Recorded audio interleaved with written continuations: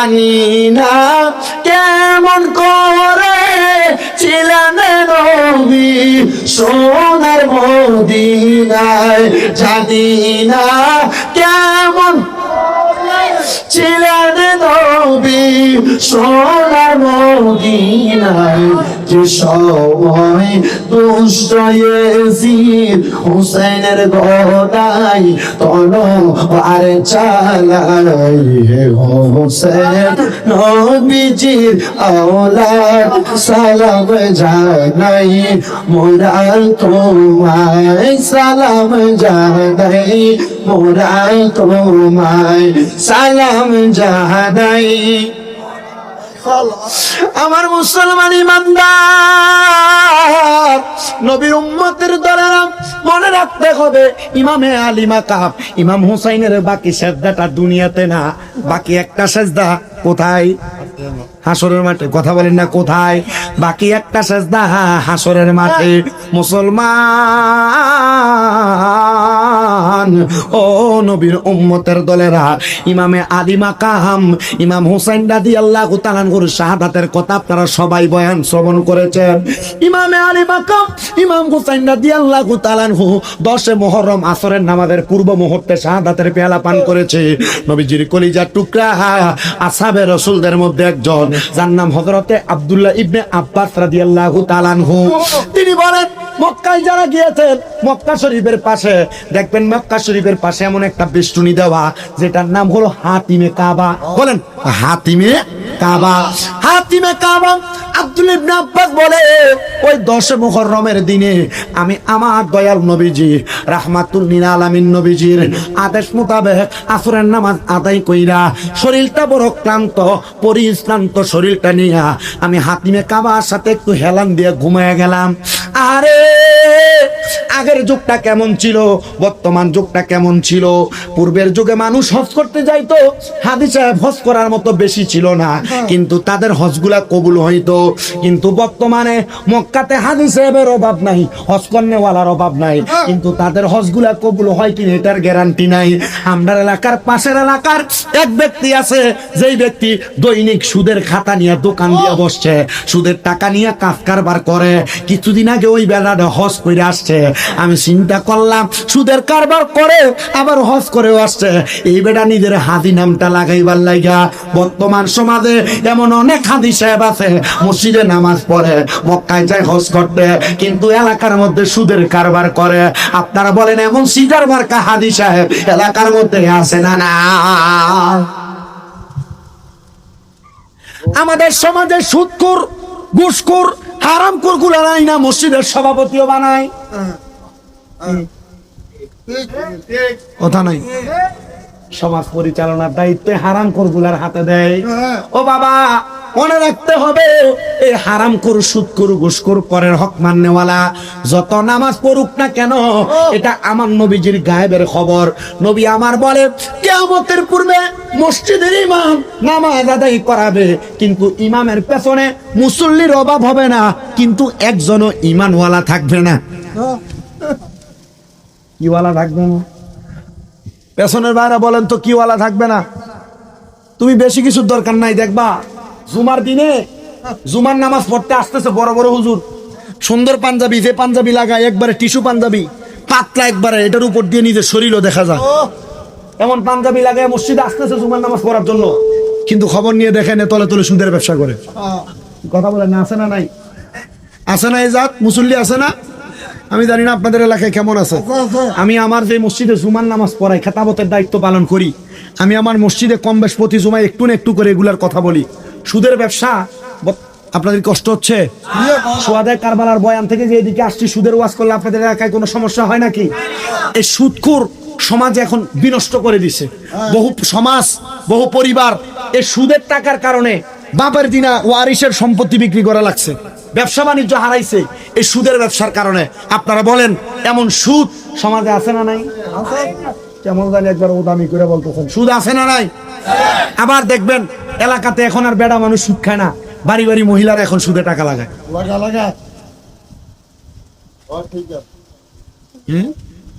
এগুলো আছে না?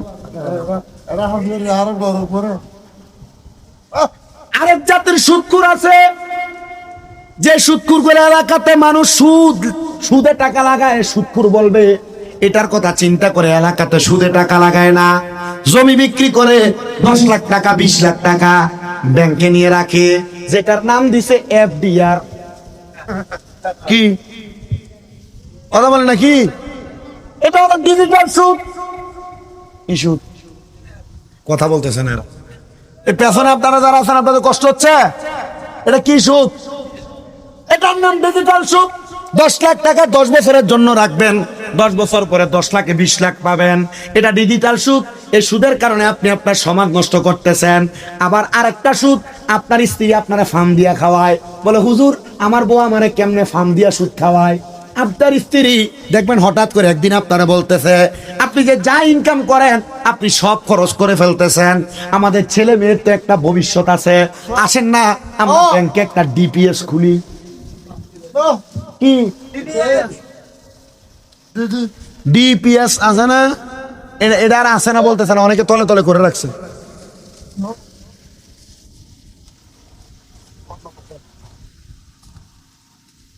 আপনারা বলেন এমন সুদও আসে না? নাই কষ্ট হইতেছে তোমাদের? তাবারুক গরু না মুরগি দি? গরু দিয়ে না মুরগি দি? তাবারুকটা আজকে মুরগি মুরগি। আচ্ছা অসুবিধা নেই তো, এমনি তো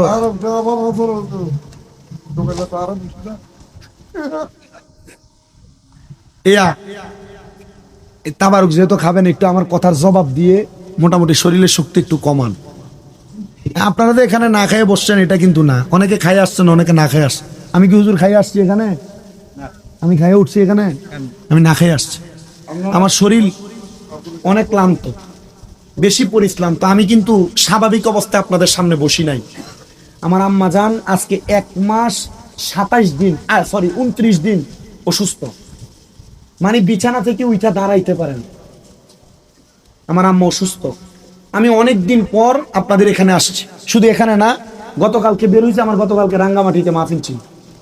আপনারা যা শ্রোতা তার 10 গুণ মানুষ ছিল এখানে। তো আমি আমার আম্মা জানের কাছে, আমার 2টা ভক্ত আছে, একটা বাড়ি নরসিংদী আরেকজনের বাড়ি বরুড়া, ওই 2জন মহিলাকে আমার আম্মার পাশে দিয়ে আসছি। এই 1 মাস 29 দিনে আমি একদিনের জন্য আমি যেই খাটে ঘুমাই এই খাটে ঘুমাই নাই। একদিনের জন্য আমি যেই খাটে ঘুমাই এই খাটে ঘুমাই নাই। আমার আম্মা যেই খাটে ঘুমাইছেন এই খাটের নিচে আমি ফ্লোরের মধ্যে শুয়েছি। আর আমার মনে হয় না এই 1 মাস 29 দিনে আমি 3 ঘন্টার জন্য টানা ঘুমাইতে পারছি। 3 ঘন্টা টানা ঘুমাইতে পারিনি। কেন? আমি দাঁড়াইতে পারে না, তুলে এনে প্রস্রাব পায়খানা করানো লাগে। তো যদি কখনো ডাক দেয় সাড়া না দিতে পারলে এজন্য আমি ঠিক মতো চোখ লাগাই নাই। এমনও দেখছি যদি 1 ঘন্টা ঘুম হয়েছে, আমার মা আমার ছোট ভাইরে ফোন দেয় পাশের রুম থেকে আসার জন্য, তো আমি কথা বললে তো চোখ ভেঙে, ঘুম থাকলেও চলে যায়। আমি বলছি আমি তো আছি, তুমি ওইখানে ফোন দিয়েছিল। কথা বুঝতে পারছেন? বলছে আমি তো আছি, ওইখানে ফোন দিছো কেন? আমার অনেকে বলছে বউ কি এই সেবা করে না? আরে ভাই, আমি আমার কাছের এক মানুষ পায়খানা করার পর পরিষ্কার করতেছে না, কিভাবে হাত দিতে, আমি বলছি আপনি আর করা লাগবে না পরিষ্কার, কারণ মনে কষ্ট যাবে। আমি আল্লাহ তাআলার কাছে বলছি, আল্লাহ হয়তো আমাদের কোনো গোপন পাপের কারণে আপনি আমার আম্মাকে অসুস্থ বানায় রাখছেন। আমি নিয়ত করছি আল্লাহ আমার আম্মাকে তাড়াতাড়ি শেফা দান করেন। আমার আম্মা যেদিন হাঁটতে পারবে এরপর আমি নিয়ত করছি আমার আম্মা, আমার আব্বা, আমার ছোট ভাইকে নিয়ে আমি একা আমি মক্কা মদিনা যাব, যত টাকা যাক যাক।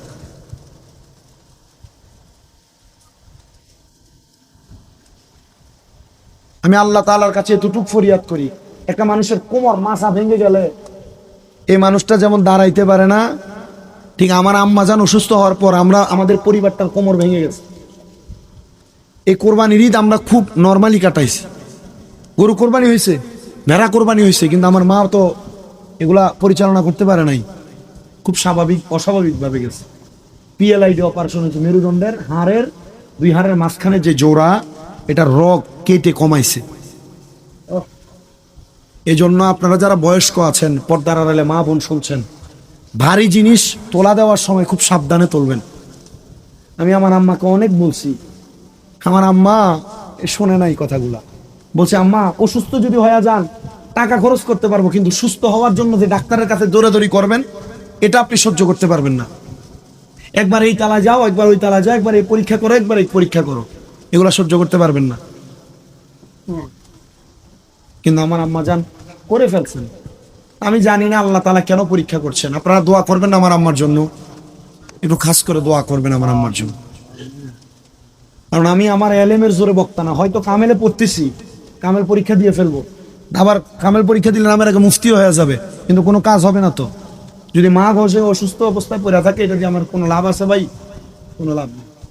ये बात किस कदर हंसी, ये बात किस कदर हंसी, जो कह गए मुईनुद्दीन, दीन की पना हुसैन है, हुसैन है, दीन की पना हुसैन है, मेरा हुसैन तुझे सलाम, मेरा हुसैन तुझे सलाम, मेरा हुसैन तुझे सलाम, मेरा हुसैन तुझे सलाम, अस्सलाम या हुसैन, दुम बंद करें, अस्सलाम या हुसैन, मेरा बादशाह हुसैन है, हुसैन है, मेरा बादशाह हुसैन है, मेरा हुसैन तुझे सलाम, मेरा हुसैन तुझे सलाम, अल्लाहुम्मा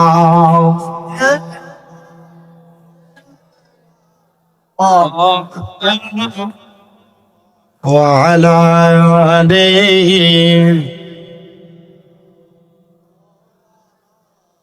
নবীজি আপনার ভালোবাসায় জীবনের গুনাহ ঝরে যায়, নবীজি আপনার ভালোবাসায় আল্লাহর বন্ধু হওয়া যায়, আল্লাহুম্মা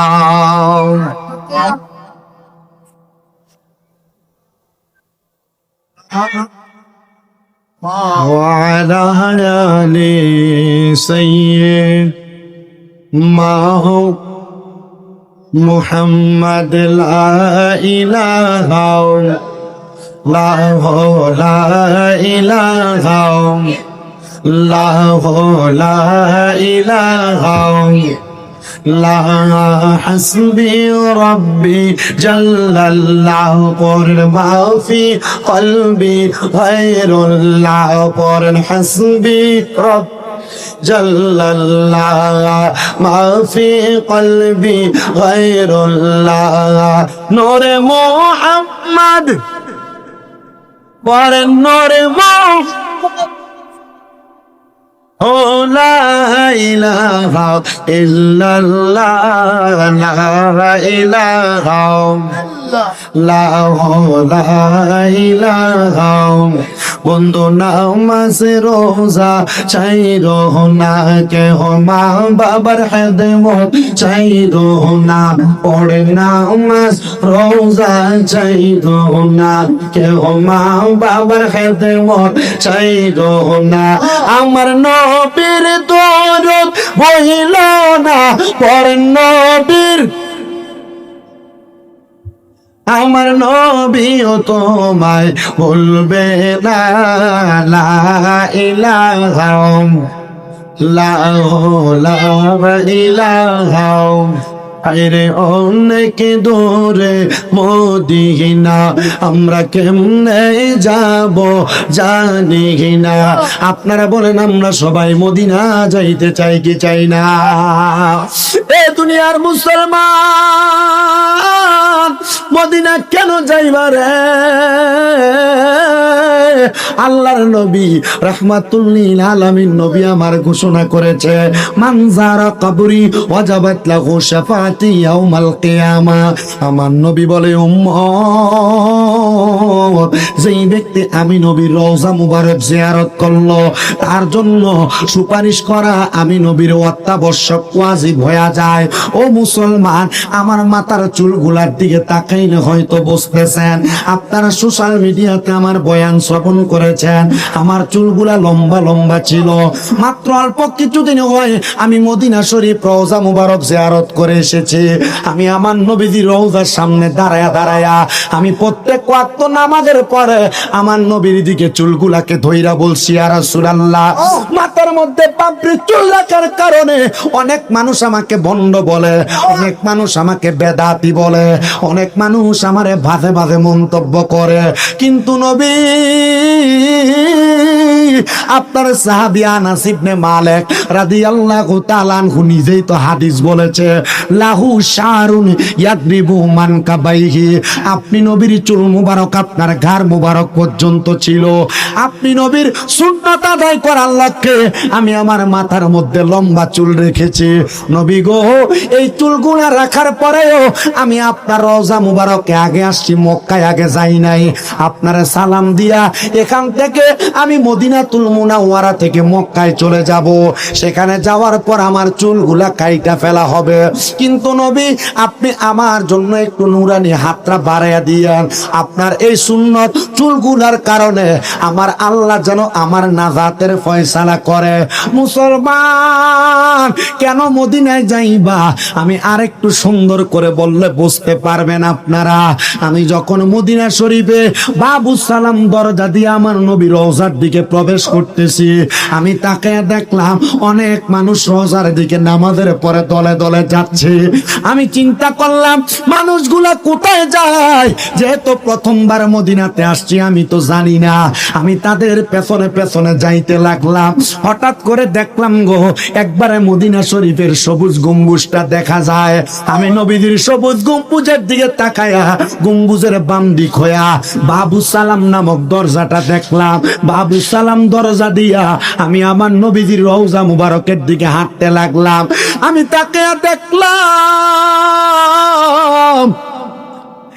অনেক মানুষ রওজার দিকে যায়, অনেকের মুখের মধ্যে হাসি দেখা যায়, একজন আরেকজনের সঙ্গে কথা বলতেছে। আমি বুঝতে পারলাম না মানুষগুলা নবীজির রওজার সামনে যায় কেন কথা বলে। হঠাৎ করে দেখলাম রে, আমার নবীজির রওজা মুবারকের সামনে যাওয়ার পরে সবগুলা মানুষের চোখ দিয়া বায়া বায়া পানি পড়তেছে। আমি চিন্তা করতে লাগলাম কেন মানুষগুলার চোখগুলা দিয়া বায়া বায়া পানি পড়তেছে।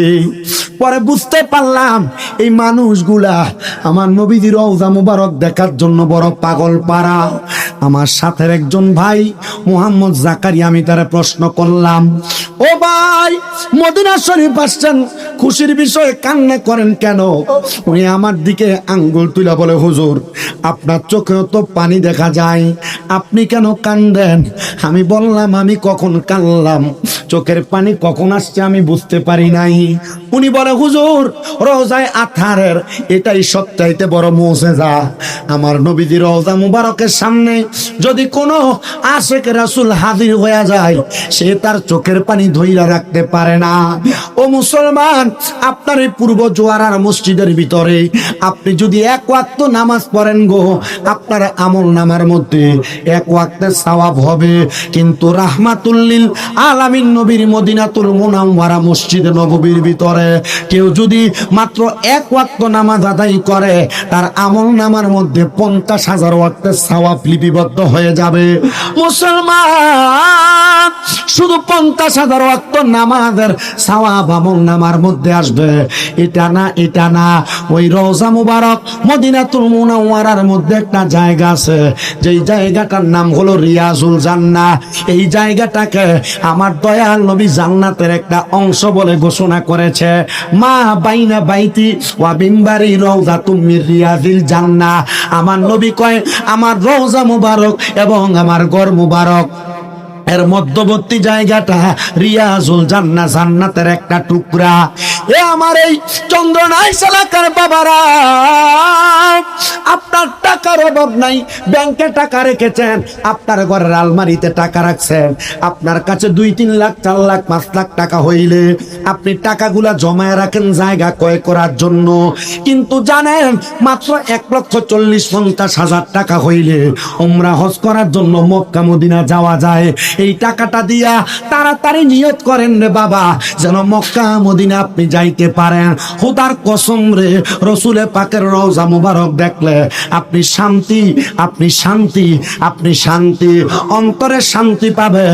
শুধু তাই নয়, ফজরের নামাজের পরে আর আসরের নামাজের পরে রওজা মুবারক থেকে বাবু জিব্রাইল দিয়ে বাইরে হইয়া যখন আপনি জান্নাতুল বাকির কবরস্থানের মধ্যে যাবেন, খোদার কসম জান্নাতুল বাকিতে এই রৌদ্রের মধ্যে যে একটা বাতাস আপনার গায়ে লাগবে, আপনার কাছে মনে হবে ওই বাতাসটা দুনিয়ার কোনো সাধারণ বাতাস না। আমার আল্লাহ উম্মতে মুহাম্মদীকে প্রশান্ত করার জন্য আমার আল্লাহ জান্নাতের বাতাস উম্মতের কলিজায় লাগায়া দেয়। ভালোবাসার জায়গা মদিনা, ভালো লাগার জায়গা মদিনা, বলেন ভালোবাসার জায়গা মদিনা, ভালো লাগার জায়গা মদিনা, বলেন ভালোবাসার জায়গা মদিনা, ভালো লাগার জায়গা মদিনা। আইরে এত সুন্দর জায়গা কোথাও দেখি না, এত সুন্দর জায়গা কোথাও দেখি না, সাজিয়েছে দয়াল রাব্বানা, ভালোবাসার জায়গা মদিনা, ভালোবাসার জায়গা মদিনা, ভালো লাগার জায়গা মদিনা। মদিনা শরীফে নূরের খাজিনা, মদিনা শরীফে নূরের খাজিনা, আশিক যারা অন্য বুঝে না, ভালোবাসার জায়গা মদিনা, বলেন আশিক ছাড়া অন্য বুঝে না, ভালোবাসার জায়গা মদিনা, বললেন ভালোবাসার জায়গা মদিনা, ভালো লাগার জায়গা মদিনা, বললেন ভালোবাসার ভালো লাগার জায়গা মদিনা। ও বাবা, যেই মদিনা এত সুন্দর, যেই মদিনা এত ফজিলত, যেই মদিনা এত বরকত, এবার বলেন আমরা সবাই ওই মদিনা যাইতে চাই কি চাই না? কারা কারা যাইতে চায় ডান হাত তুলে আমার আল্লাহকে দেখায়, আর জবান খুলে জোরে একটা তাকবীর হবে, জোরে নারে তাকবীর, নারে রিসালাত, নারে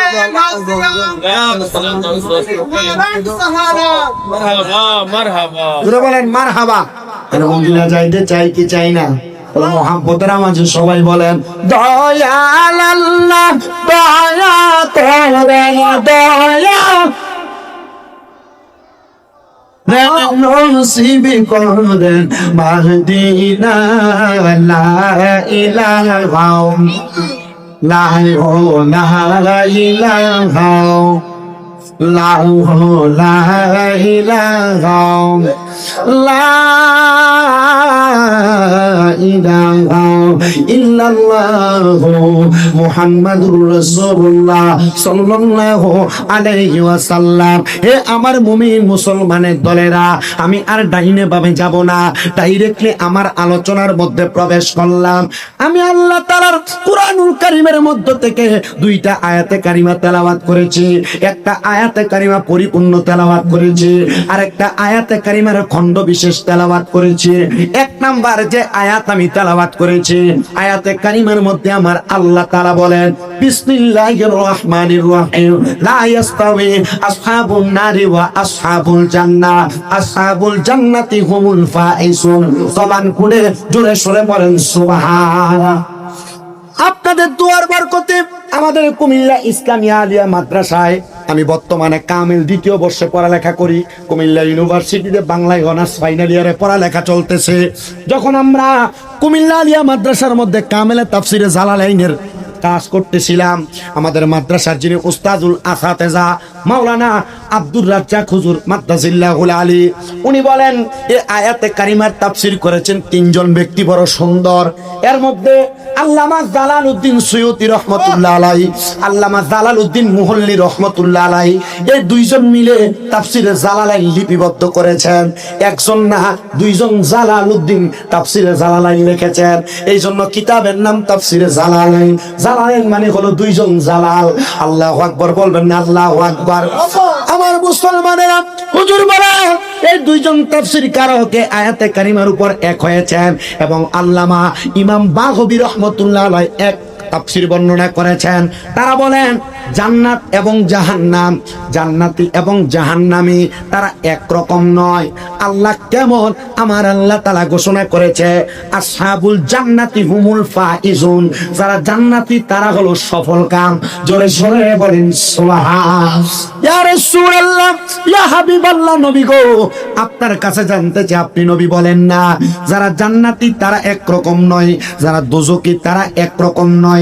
জান্নাতি আর দোজখীর মধ্যে একটা পার্থক্য আছে না নাই?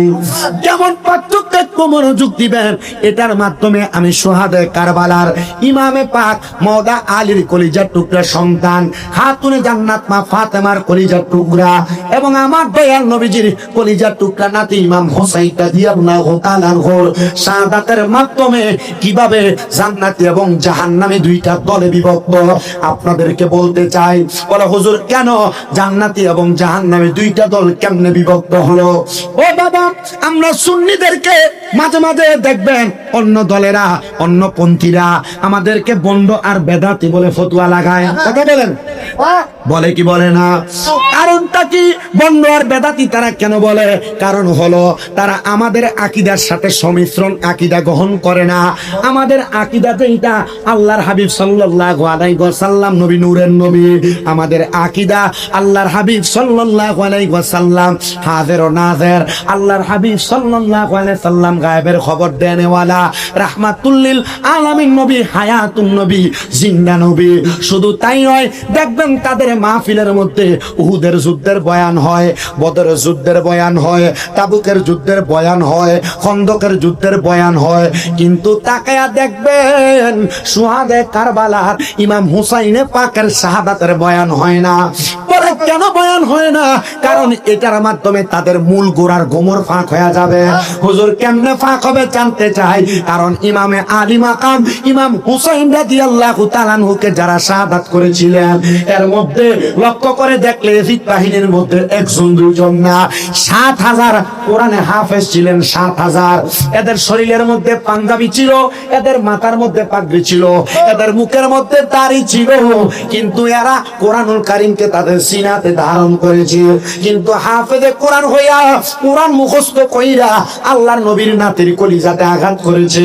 নবীর নাতির গলা মোবারকের মধ্যে তরবারি চালাইছে। শুধু ৭,০০০ কোরআনে হাফেজ ছিল না, ৩,০০০ মুফতি সাহেব ছিল। মুফতি সাহেব, ও বন্ধু, মুফতি নামটা দেখলাম না পাগল হইয়া যায়। না জানি কত বড় আলেম দিন, না জানি কত বড় হুজুর, না জানি কত বড় আলেম, না জানি কত এলেম ওনার সিনাতে আছে। কিন্তু আল্লাহর নবী রাহমাতুল লিল আলামিন নবীর নাতির গলা মোবারকে যারা ছুরি চালাইছে ইয়াজিদ বাহিনী, ওই ইয়াজিদ বাহিনীর মধ্যে ৩,০০০ মুফতি ছিল, কিন্তু তারা নামের মুফতির কথা সত্য, তাদের সিনার মধ্যে আহলে বাইতে রাসূলের প্রেম ছিল না, হুসাইনে পাকের প্রেম ছিল না, নবীর বংশের প্রেম ছিল না। শুধু তাই নয়, পয়সাদার সৈন্য নিয়ে ওই ইয়াজিদ বাহিনী আমার নবীজির নাতির গলা মোবারকে তরবারি চালিয়েছে। কিন্তু আমার দয়াল নবী রাহমাতুল লিল আলামিন নবী বলে উম্মতের দলেরা, ওই মানুষগুলা ইরাকের বাসিন্দা হইয়া কুফা নগরীতে বসবাস কইরা আমার নাতির গলা মুবারকে তরবারি চালিয়েছে, কথা সত্য।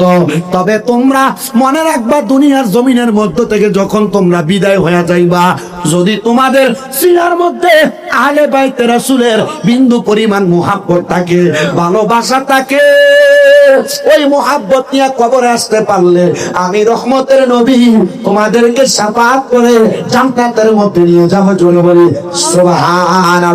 আমার মুসলমানেরা ও চন্দনাইশ এলাকার বাবাজিরা, হযরতে শাহ আমিনুল্লাহ শাহ রহমতুল্লাহ আলাইহি মাজার প্রাঙ্গণে যারা এই মাহফিল সাজাইলেন, আপনারা কিন্তু আহলে বায়াতকে মুহাব্বত করে মাহফিল সাজাইছেন। টোন যেটাকে বলে টোন, এই যে দেখতেছেন, এই টোনটা কমায় দেন, মানে যেন কোনো ঝনঝনানি না থাকে, ডাইরেক্ট সাউন্ড। আমার মুসলমানেরা, আপনারা মাহফিল কেন সাজাইলেন? যদি আপনাদেরকে প্রশ্ন করে, আপনারা বলবেন যে হুজুর আহলে বায়াতকে ভালোবেসে।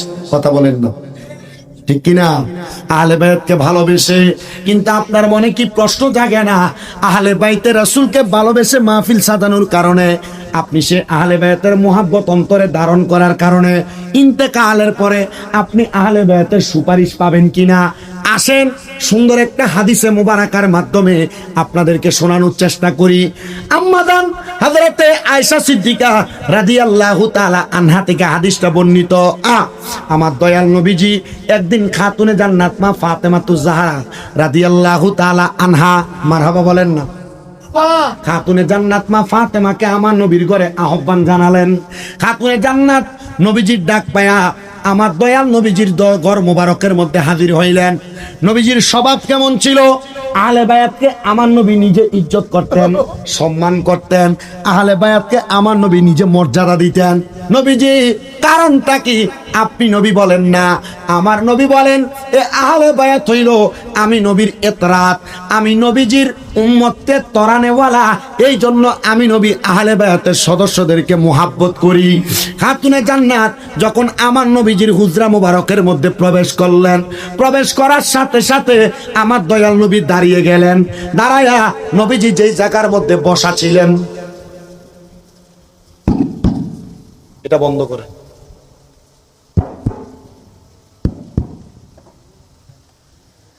আমার নবী রাহমাতুল লিল আলামিন নবীজি দাঁড়ায় গেলেন।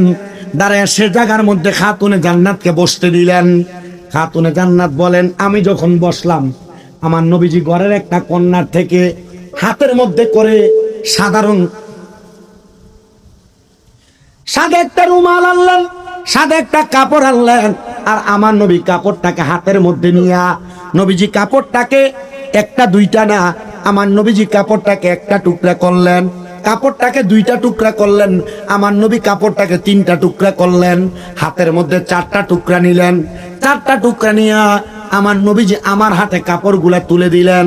আমি প্রশ্ন করলাম, ইয়া রাসূলুল্লাহ, ইয়া হাবিবাল্লাহ, নবী হে, আপনার কাছে জানতে চাই এই কাপড়গুলা কিসের কাপড়?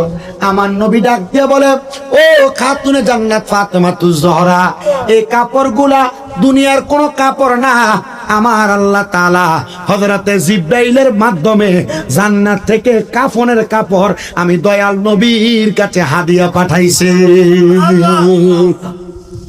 কিসের কাপড়? বলেন না, বলেন না, কিসের কাপড়?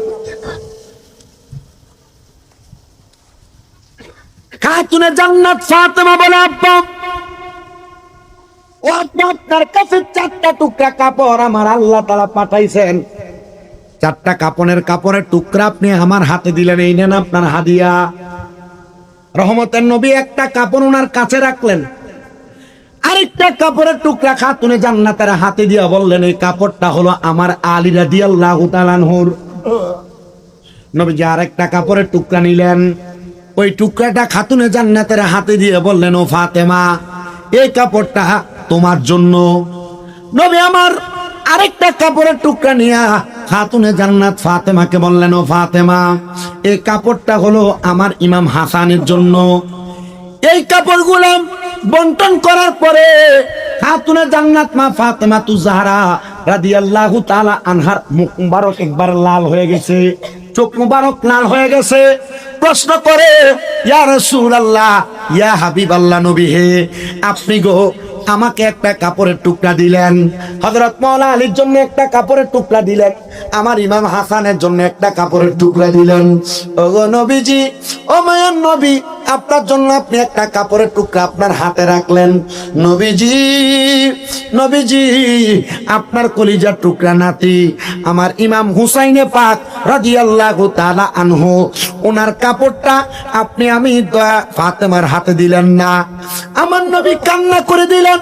খাতুনে জান্নাত আবার বললেন, ইয়া রাসূলুল্লাহ, ইয়া হাবিবাল্লাহ, আপনি আমার কাছে 3টা কাপড়ের টুকরা দিলেন, আপনি একটা কাপড়ের টুকরা রাখলেন। নবী গো, আপনি আমার ইমাম হুসাইনের কাপড়ের টুকরাটা তো দিলেন না।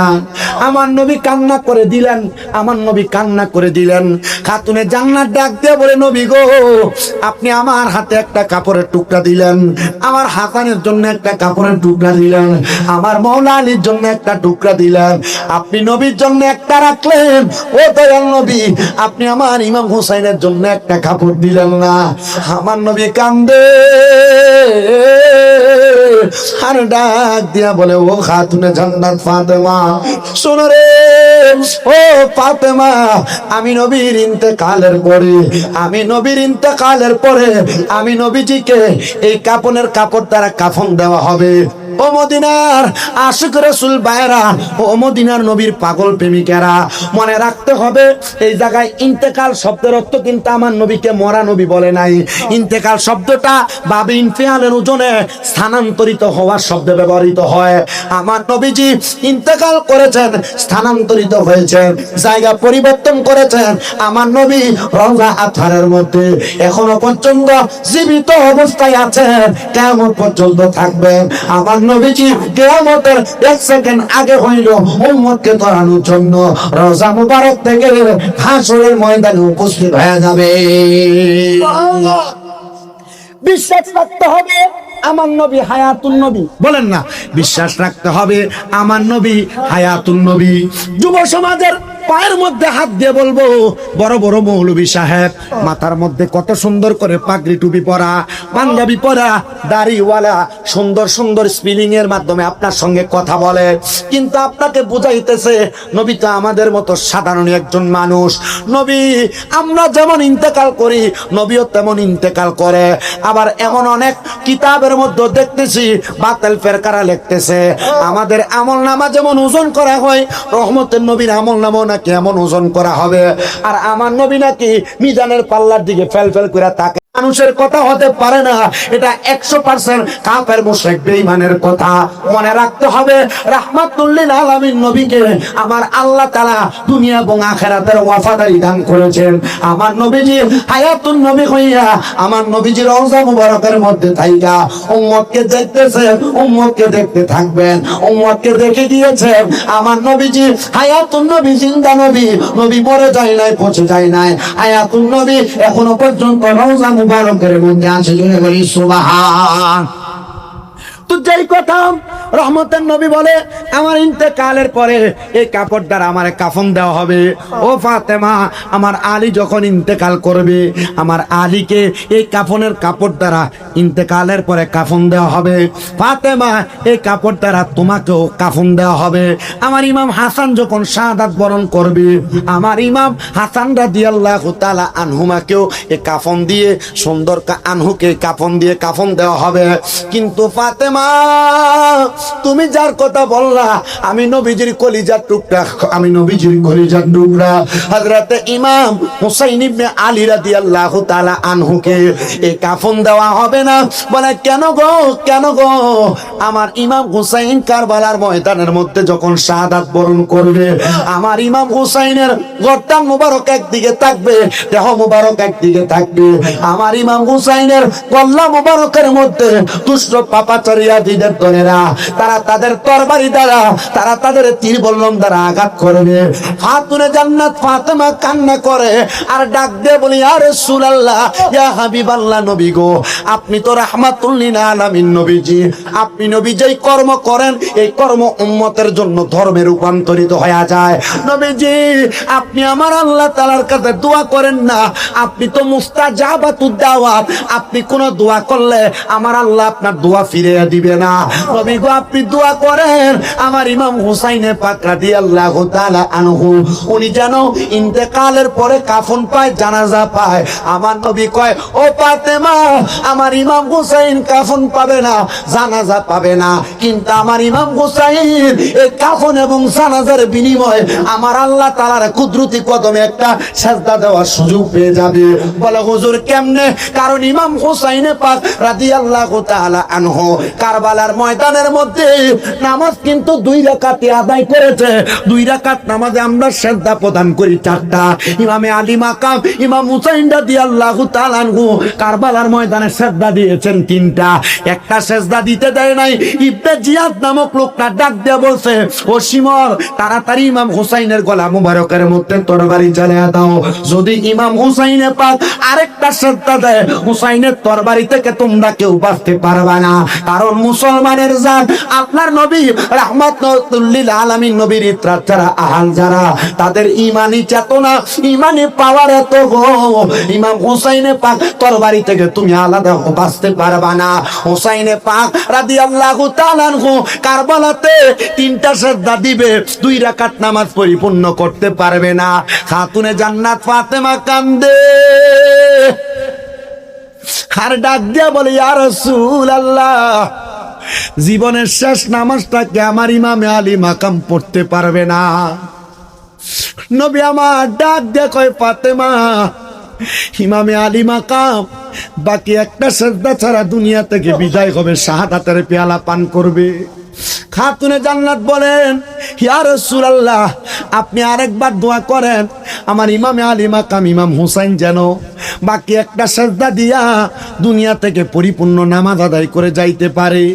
নবী আমার চোখ মুবারকের পানিগুলো ছেড়ে দিলেন, কান্না করেন আর ডাক দিয়া বলেন, ওগো খাতুনে জান্নাত ফাতেমা, আমার ইমাম হুসাইন রাদিয়াল্লাহু তাআলা আনহু বাকি একটা সেজদা দুনিয়াতে দিতে পারবে না। তবে আমার আল্লাহ তাআলা আমি নবীর কাছে ওয়াদাবদ্ধ, আমার আল্লাহ তাআলা আমি নবীকে ইরাদা করেছেন, ইচ্ছা পোষণ করাইছেন, আমার ইমাম হুসাইনের বাকি একটা সেজদা কাল ময়দানে মাশরে আমার আল্লাহ তাআলার কুদরতি কদমের মধ্যে দিবে। নবী গো, আমার আল্লাহ তাআলার কুদরতি কদমে সেজদা দিবে।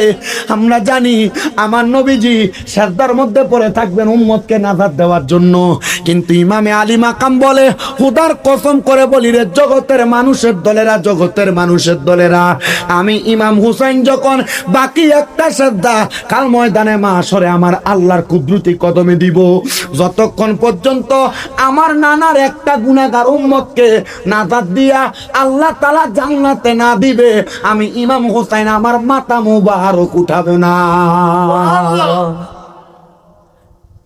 যে গলায় চুমু খেতে আল্লাহর হাবিব নবী মুস্তাফাই, কিভাবে সেই গলেতে বিষের ছুরি শিমরে চালাই, এ হোসেন নবীজির আওলাদ সালাম জানাই, মোরা তোমায় সালাম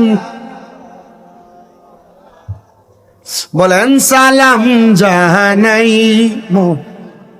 হে হোসেন নবীজির আওলাদ সালাম জানাই,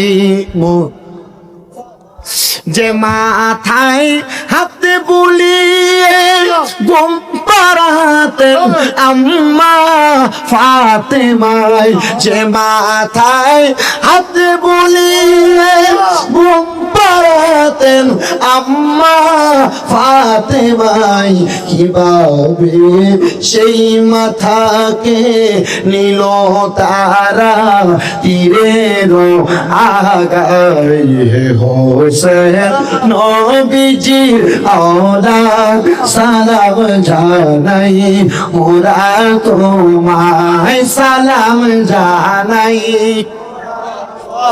জানি না কেমন করে ছিলেন নবী সোনার মদিনায়, জানি না কেমন ছিলেন নবী সোনার মদিনায়, যে সময় দুষ্ট ইয়াজিদ হুসাইনের গলায় তলোয়ার চালাই হোসেন নবীজির আওলাদ সালাম জানাই মোরা তোমায় সালাম জানাই মোরা তোমায় সালাম জানাই। আমার মুসলমান ইমানদার নবীর উম্মতের দলেরা মনে রাখতে হবে, ইমামে আলী মাকাম ইমাম হুসাইনের বাকি সেজদাটা দুনিয়াতে না, বাকি একটা সেজদা কোথায়? হাসরের মাঠে। কথা বলেন না কোথায়? বাকি একটা সেজদা হাসরের মাঠে। মুসলমান ও নবীর উম্মতের দলেরা, ইমামে আলী মাকাম ইমাম হুসাইন রাদিয়াল্লাহু তাআলা আনহুর শাহাদাতের কথা আপনারা সবাই বয়ান শ্রবণ করেছেন। ইমামে আলী মাকাম ইমাম হুসাইন রাদিয়াল্লাহু তাআলা আনহু 10 মুহররম আসরের নামাজের পূর্ব মুহূর্তে শাহাদাতের পেয়ালা পান করেছে। নবীজির কলিজার টুকরা আসহাবে রাসূলদের মধ্যে একজন, যার নাম হযরতে আব্দুল্লাহ ইবনে আব্বাস রাদিয়াল্লাহু তাআলা আনহু। তিনি বলেন, মক্কায় যারা গিয়েছেন, মক্কা শরীফের পাশে দেখবেন, মক্কা শরীফের পাশে এমন একটা বেষ্টনী দেওয়া যেটার নাম হলো হাতিমে কাবা। বলেন হাতিমে কাবা। হাতিমে কাবা। আব্দুল্লাহ ইবনে আব্বাস বলে, ওই 10 মুহররমের দিনে আমি আমার দয়াল নবীজি রাহমাতুল লিল আলামিন নবীজির আদেশ মোতাবেক আসরের নামাজ আদায় কইরা শরীরটা বড় ক্লান্ত, পরিশ্রান্ত শরীরটা নিয়ে আমি হাতিমে কাবার সাথে একটু হেলান দিয়ে ঘুমায় গেলাম।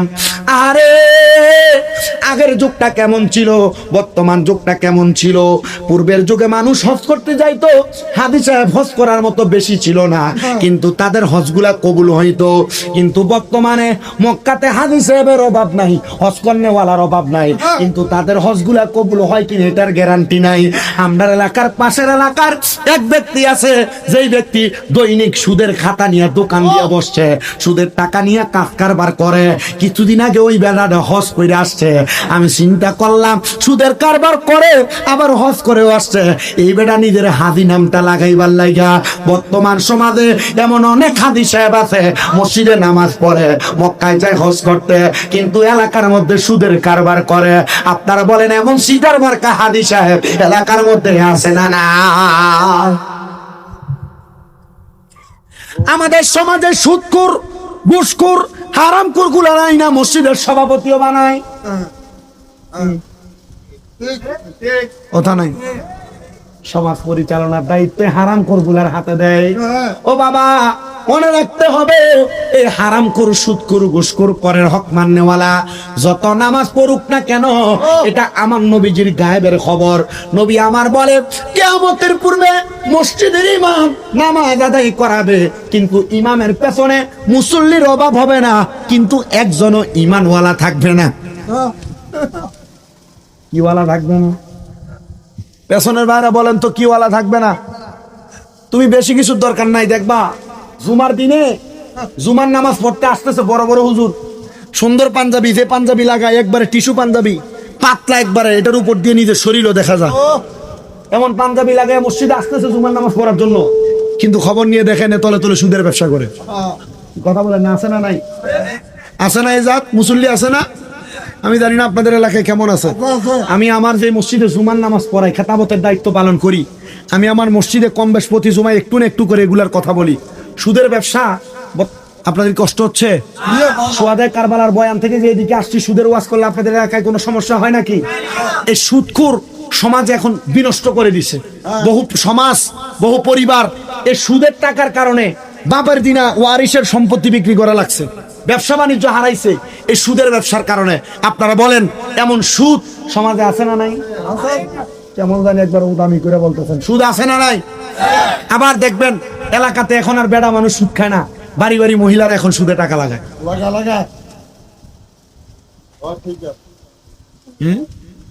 এগুলো আছে না? আরেক জাতের সুদখোর আছে, যে সুদখোর করে এলাকাতে মানুষ সুদে টাকা লাগায়, সুদখোর বলবে এটার কথা চিন্তা করে এলাকাতে সুদে টাকা লাগায় না। জমি বিক্রি করে 10 লাখ টাকা, 20 লাখ টাকা ব্যাংকে নিয়ে রাখে, যেটার নাম দিছে এফডিআর। কি কথা বলে নাকি? এটা হলো ডিজিটাল সুদ। কি সুদ? কথা বলতেছেন এরা। এর পেছনে আপনারা যারা আছেন আপনাদের কষ্ট হচ্ছে? এটা কি সুদ? এটার নাম ডিজিটাল সুদ। 10 লাখ টাকা 10 বছরের জন্য রাখবেন, 10 বছর পরে 10 লাখে 20 লাখ পাবেন। এটা ডিজিটাল সুদ। এই সুদের কারণে আপনি আপনার সমাজ নষ্ট করতেছেন। আবার আরেকটা সুদ, আপনার স্ত্রী আপনারা ফার্ম দিয়া খাওয়ায়, বলে হুজুর আমার বউ আমারে কেমনে ফার্ম দিয়া সুদ খাওয়ায়। আপনার স্ত্রী দেখবেন হঠাৎ করে একদিন আপনারা বলতেছে আপনি যে যা ইনকাম করেন আপনি সব খরচ করে ফেলতেছেন, আমাদের ছেলে মেয়ের তো একটা ভবিষ্যৎ আছে, আসেন না আমরা ব্যাংকে একটা ডিপিএস খুলি। কি ডিপিএস আছে না? এটা আর আছে না বলতেছে না, অনেকে তলে তলে করে রাখছে।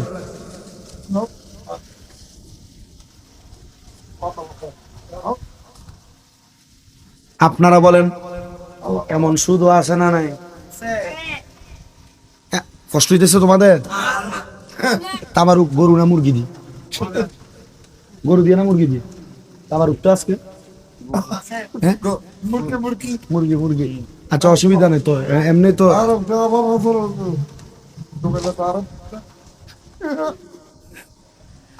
ইয়া তাবারুক যেহেতু খাবেন একটু আমার কথার জবাব দিয়ে মোটামুটি শরীরের শক্তি একটু কমান। আপনারা যে এখানে না খেয়ে বসছেন এটা কিন্তু না, অনেকে খাই আসছেন অনেকে না খেয়ে আসছে। আমি কি হুজুর খাই আসছি এখানে? আমি খাইয়ে উঠছি এখানে? আমি না খেয়ে আসছি। আমার শরীর অনেক ক্লান্ত, বেশি পরিশ্রান্ত। আমি কিন্তু স্বাভাবিক অবস্থায় আপনাদের সামনে বসি নাই। আমার আম্মা জান আজকে 1 মাস 27 দিন 29 দিন অসুস্থ, মানে বিছানা থেকে উঠা দাঁড়াইতে পারেন। আমার আম্মা অসুস্থ। আমি অনেক দিন পর আপনাদের এখানে আসছি, শুধু এখানে না, গতকালকে বের হয়েছে। আমার গতকালকে রাঙ্গামাটিতে মাহফিল ছিল, আপনারা যা শ্রোতা তার 10 গুণ মানুষ ছিল এখানে। তো আমি আমার আম্মা জানের কাছে, আমার 2টা ভক্ত আছে, একটা বাড়ি নরসিংদী আরেকজনের বাড়ি বরুড়া, ওই 2জন মহিলাকে আমার আম্মার পাশে দিয়ে আসছি। এই 1 মাস 29 দিনে আমি একদিনের জন্য আমি যেই খাটে ঘুমাই এই খাটে ঘুমাই নাই। একদিনের জন্য আমি যেই খাটে ঘুমাই এই খাটে ঘুমাই নাই। আমার আম্মা যেই খাটে ঘুমাইছেন এই খাটের নিচে আমি ফ্লোরের মধ্যে শুয়েছি। আর আমার মনে হয় না এই 1 মাস 29 দিনে আমি 3 ঘন্টার জন্য টানা ঘুমাইতে পারছি। 3 ঘন্টা টানা ঘুমাইতে পারি না। কেন? কারণ দাঁড়াইতে পারে না, তুলে এনে প্রস্রাব পায়খানা করানো লাগে। তো যদি কখনো ডাক দেয় সারা না দিতে পারলে, এজন্য আমি ঠিক মতো চোখ লাগাই নাই। এমনও দেখছি যদিও 1 ঘন্টা ঘুম হয়েছে, আমার মা আমার ছোট ভাইরে ফোন দেয় পাশের রুম থেকে আসার জন্য। তো আমি কথা বললে তো চোখ ভেঙে, ঘুম থাকলেও চলে যায়। আমি বলছি আমি তো আছি, তুমি ওইখানে ফোন দিয়েছো। কথা বুঝতে পারছেন? বলছে আমি তো আছি, ওইখানে ফোন দিছো কেন? আমার অনেকে বলছে বউ কি এই সেবা করে না? আরে ভাই, আমি আমার কাছের এক মানুষ পায়খানা করার পর পরিষ্কার করতেছে না, কিভাবে হাত দিতে, আমি বলছি আপনি আর করা লাগবে না পরিষ্কার, কারণ মনে কষ্ট যাবে। আমি আল্লাহ তাআলার কাছে বলছি, আল্লাহ হয়তো আমাদের কোনো গোপন পাপের কারণে আপনি আমার আম্মাকে অসুস্থ বানায় রাখছেন। আমি নিয়ত করছি আল্লাহ আমার আম্মাকে তাড়াতাড়ি শেফা দান করেন। আমার আম্মা যেদিন হাঁটতে পারবে, এরপর আমি নিয়ত করছি আমার আম্মা, আমার আব্বা, আমার ছোট ভাইকে নিয়ে আমি একা আমি মক্কা মদিনা যাব, যত টাকা যাক যাক।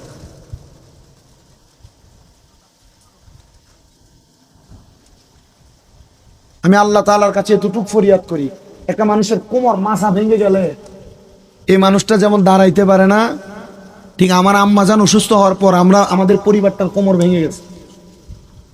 এই কোরবানির ঈদ আমরা খুব নর্মালি কাটাইছি। গরু কোরবানি হয়েছে, ভেড়া কোরবানি হয়েছে, কিন্তু আমার মা তো এগুলা পরিচালনা করতে পারে নাই, খুব অস্বাভাবিকভাবে গেছে। পিএলআইডি অপারেশন হয়েছে, মেরুদণ্ডের হাড়ের 2 হাড়ের মাঝখানে যে জোড়া, এটা রগ কেটে কমাইছে। এই জন্য আপনারা যারা বয়স্ক আছেন, পর্দার আড়ালে মা বোন শুনছেন, ভারী জিনিস তোলা দেওয়ার সময় খুব সাবধানে তুলবেন। আমি আমার আম্মাকে অনেক বলছি, আমার আম্মা শোনে নাই কথাগুলা। বলছে আম্মা অসুস্থ যদি হয়ে যান টাকা খরচ করতে পারবো, কিন্তু সুস্থ হওয়ার জন্য যে ডাক্তারের কাছে দৌড়াদৌড়ি করবেন এটা আপনি সহ্য করতে পারবেন না। একবার এই তালা যাও, একবার ওই তালা যাও, একবার এই পরীক্ষা করো, একবার এই পরীক্ষা করো, এগুলা সহ্য করতে পারবেন না। কিন্তু আমার আম্মা জান করে ফেলছেন। আমি জানি না আল্লাহ তাআলা কেন পরীক্ষা করছেন। আপনারা দোয়া করবেন আমার আম্মার জন্য, একটু খাস করে দোয়া করবেন আমার আম্মার জন্য। কারণ আমি আমার এলেমের জোরে বক্তা না, হয়তো কামেলে পড়তেছি, কামেল পরীক্ষা দিয়ে ফেলবো, আবার কামেল পরীক্ষা দিলে নামের আগে মুফতি হয়ে যাবে, কিন্তু কোনো কাজ হবে না। তো যদি মা ঘষে অসুস্থ অবস্থায় পড়ে থাকে, এটা দিয়ে আমার কোনো লাভ আছে ভাই? কোনো লাভ নেই। আমি স্বাভাবিক অবস্থায় আপনাদের কাছে আসি নাই, আমার আম্মাকে অসুস্থ রেখে আসছি। আমি বয়ান আপনাদের কাছে যতটুক করব, ততটুক সময় চেষ্টা করব আমার এই কথাগুলোকে আপনাদের কাছে বলতে। যেই কথাটা ভালো লাগবে সেটা মানবেন, সেটার উপর আমল করবেন, যেটা ভালো লাগবে না সেটা বর্জন করবেন। মানারও দরকার নাই, আমলেরও দরকার নাই। তো কথা কোথায় ছিলাম? হারাম, ডিপিএস কথা কোথায় ছিলাম? আপনি মনে করেন না যে আমি এই কথা থেকে ডানে বামে গেছি আমি ভুলে যাবো ওয়াজ। আমি আমার প্রত্যেক মাহফিলে কমপক্ষে 5 মিনিটে সুদের বিরুদ্ধে ওয়াজ করি।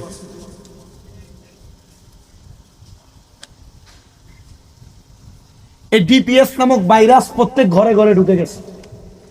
মনে রাখবেন, এই সুদ যারা বক্ষণ করে, হারাম টাকা যারা খায়, পরের হক যারা মেরে মেরে খায়, এদের জন্য আল্লাহ তাআলা কি লানত প্রদান করছেন জানেন?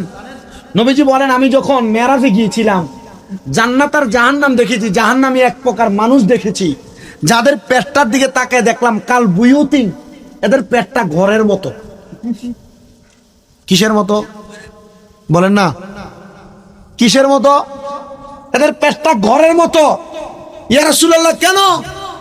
বলে তারা হারাম খাওয়ার জন্য, কারণে পরের হক মেরে মেরে খাওয়ার কারণে। নবীজি, কাল বুয়ুতিন ঘরের মতো যে দেখলেন, আর কি দেখছেন?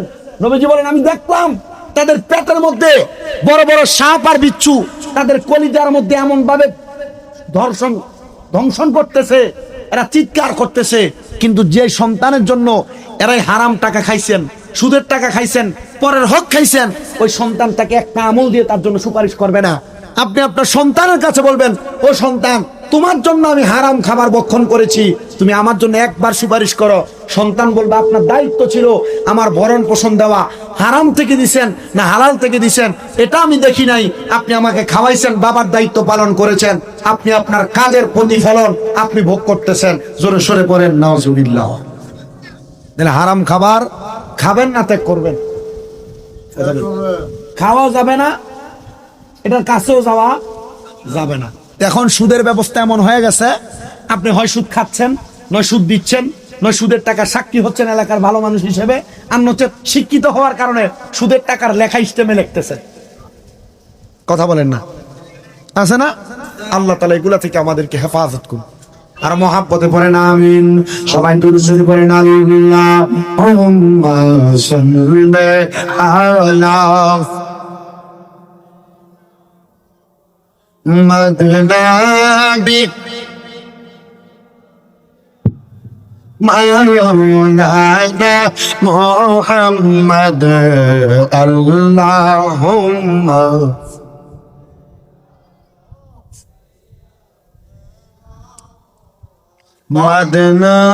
مذنبيانا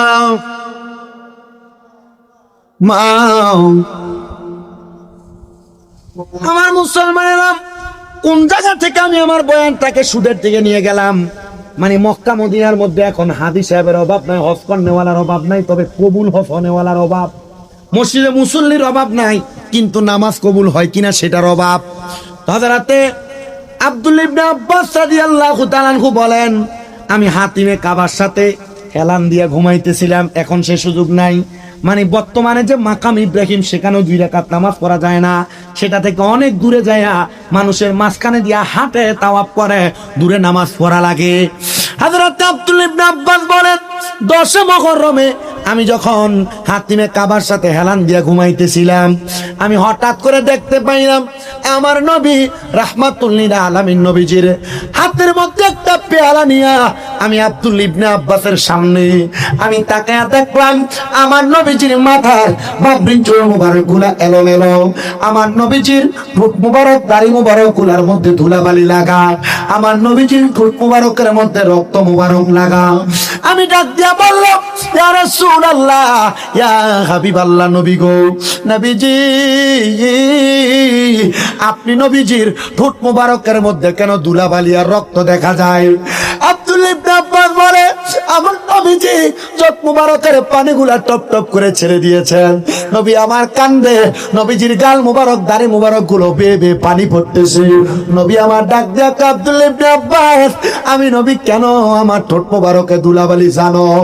একটাই মাত্র কারণ, ওই কারবালার ময়দানের মধ্যে দুষ্ট পাপাচারী আজিদের দলেরা আমার ইমাম হুসাইনে পাকের গর্দান মুবারক আলাদা করে ফেলেছে। আমার ইমামে পাকের কল্লা মুবারক সার মুবারক একদিকে পড়ে আছে, দেহ মুবারক একদিকে পড়ে আছে। আমি নবীজি দুনিয়াতে ইমামে পাকের পরগ মুবারকের মধ্যে চুম্বন করেছি। আমি নবীজি এমন অবস্থা দেখে রওজা মুবারকে থাকতে পারি নাই।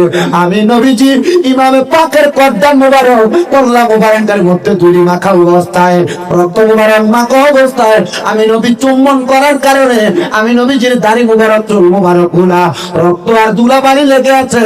হযরতে আব্দুল্লাহ ইবনে আব্বাস রাদিয়াল্লাহু তাআলা বলে, ইয়া রাসূলুল্লাহ, নবীজি আপনার হাত মুবারকের মধ্যে একটা পেয়ালা দেখা যায়, পেয়ালাটার মধ্যে কি?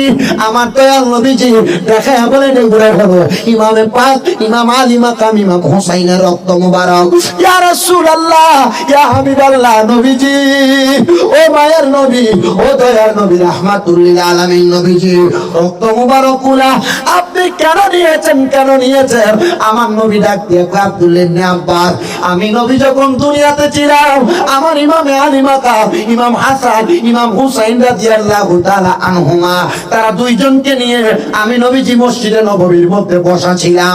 জিবরাইল আইসা আমি নবীর কাছে বলেছেন, ইয়া রাসূলুল্লাহ, ইয়া হাবিবাল্লাহ, আমার আল্লাহ বলেছেন আপনার ইমাম হাসান আর ইমাম হুসাইনকে আল্লাহর রাস্তার মধ্যে কুরবানি করা লাগবে। আমি নবীজির তিনজন সন্তান ছিলেন, যার নাম ছিল হযরতে তৈয়ব, যার নাম ছিল হযরতে তাহের, যার নাম ছিল হযরতে কাসেম। আমি নবী আমার জিবরাইলের মাধ্যমে আল্লাহর কাছে খবর পৌঁছে দিলাম, ওগো আল্লাহ, আপনি আমার এই দুইজন নাতিকে আমার কাছ থেকে নিয়েন না, আমার তিনজন সন্তানের একটা ছেলে সন্তানকে আপনি নিয়ে যান। নিয়ে গেছেন একটা সন্তানকে, আমার আল্লাহ আবার জিবরাইলকে পাঠাইছেন। নবী বলেছেন আমার আরেকটা সন্তানকে আল্লাহকে বলে নিয়ে যাওয়ার জন্য। আরেকটা সন্তান নিয়ে গেছে, জিবরাইল তৃতীয়বার আবার আগমন করেছে। আমার নবী বলেছে, ও জিবরাইল, আমার আল্লাহকে বলো আমার আরেকটা সন্তানকে নিয়ে যাওয়ার জন্য। এক এক করে আমার নবীজির তিনটা সন্তান আমার আল্লাহ তাআলা উঠে নিয়ে গেছে। রহমতের নবী কান্দে, ওগো আল্লাহ, আমি আমার হাসান আর হুসাইনকে এত মহব্বত করি, আমি আমার হাসান হুসাইনকে দিলাম না গো আল্লাহ। আমার আল্লাহ কয়, এ জিবরাইল, আবার যাও আমার নবীকে বলো ইমামে আলী মাকাম হাসান হুসাইনকে দেওয়ার জন্য। জিবরাইল যখন আমার নবীর দরবারে দাঁড়িয়ে যায়, আমার নবীজিকে বলে, ইয়া রাসূলুল্লাহ, আল্লাহ বলেছে ইমাম হাসান আর হুসাইনকে আমার আল্লাহর ওয়াজনে দেওয়া লাগবে। নবী বলে, জিবরাইল, আমি আমার আল্লাহর কাছে আমার সন্তানের কোনো বিনিময় চাই নাই, কিন্তু আমার কলিজার টুকরা নাতি ইমাম আলী মাকাম ইমাম হাসান ইমাম হুসাইন রাদিয়াল্লাহু তাআলা আনহুমা যে বিদায় হয়ে যাবে, তাদের শাহাদাতের বিনিময়ে আমার আল্লাহকে বলো আমার আল্লাহ আমি নবীকে কি প্রদান করবে। আমার আল্লাহ বলেছে, বন্ধু আমার, দোস্ত আমার, হাবিব আমার, ইমামে আলী মাকাম ইমাম হুসাইন যখন কারবালার ময়দানে শাহাদাত বরণ করবে, হুসাইনে পাকের যত ফোঁটা রক্ত মুবারক মাটির মধ্যে পড়বে, প্রত্যেক ফোঁটা রক্ত মুবারকের বিনিময়ে আপনি নবীজির লক্ষ লক্ষ কোটি কোটি গুনাহগার উম্মতকে আমার আল্লাহ তাআলা নাজাত প্রদান করে দিবে।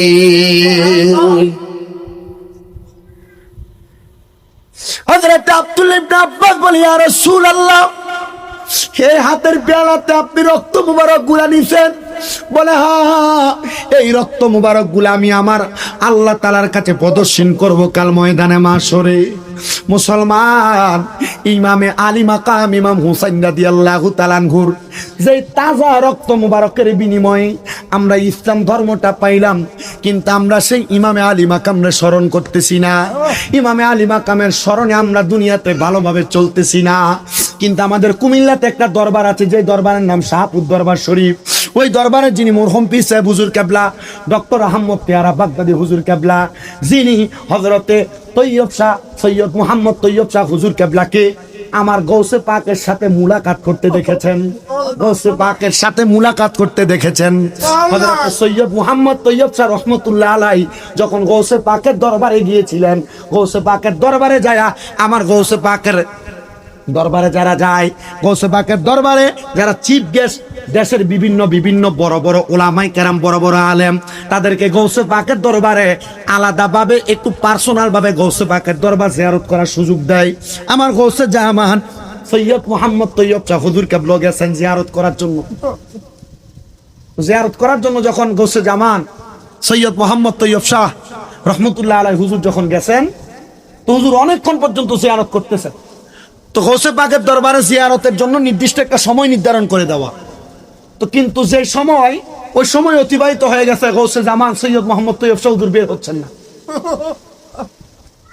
তখন ওই জায়গার মধ্যে আফ্রিকার যে কোনো একজন বড় প্রখ্যাত ব্যক্তি উনি আসছেন গৌসে পাকের রওজা জিয়ারত করার জন্য। তো উনি যখন আসতেছেন না, ওনার পার্সোনাল সেক্রেটারি বলছে তাড়াতাড়ি ডাকো, বের হচ্ছে না কেন? তো গৌসে পাক আব্দুল কাদের জিলানীর দরবারের খাদেম ছিলেন আমাদের ডক্টর আহমদ পেয়ারা বাগদাদি হুজুর কেবলা।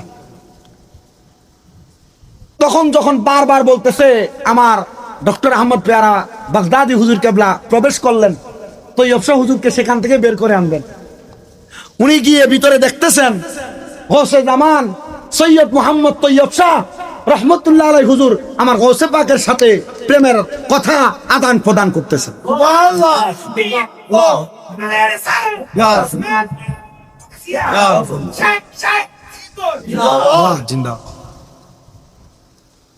হযরতে ডক্টর আহমদ পেয়ারা বাগদাদি হুজুর কেবলা যখনই তৈয়ব শাহ রহমতুল্লাহ আলাইহি হুজুরের কথা বলতেন, প্রতিবার বলতেন গৌসে জামান, গৌসে জামান, গৌসে জামান।